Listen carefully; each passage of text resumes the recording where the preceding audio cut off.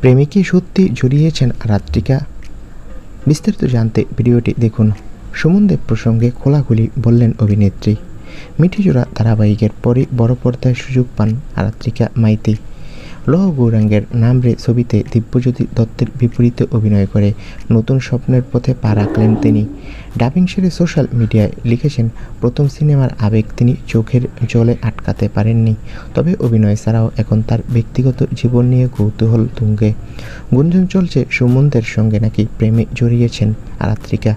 এ প্রসঙ্গে তিনি জানিয়েছেন, আমি যখন ঝাড়গ্রাম থেকে কলকাতায় এসেছিলাম তখন শুধু অভিনয়ের স্বপ্ন নিয়েই এসেছিলাম।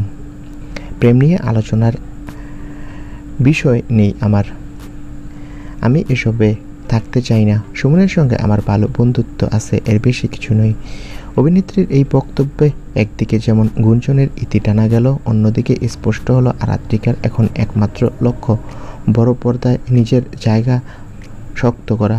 যদিও আবারও ছোট পর্দায় ফিরেছে শ্রুতি দাসের বোনের চরিত্রে। তো বন্ধুরা, এ বিষয়ে তোমাদের মন্তব্য কি কমেন্ট করে জানাও, আর আমাদের চ্যানেলটি সাবস্ক্রাইব করে রাখো। ধন্যবাদ সকলকে ভিডিওটি দেখার জন্য।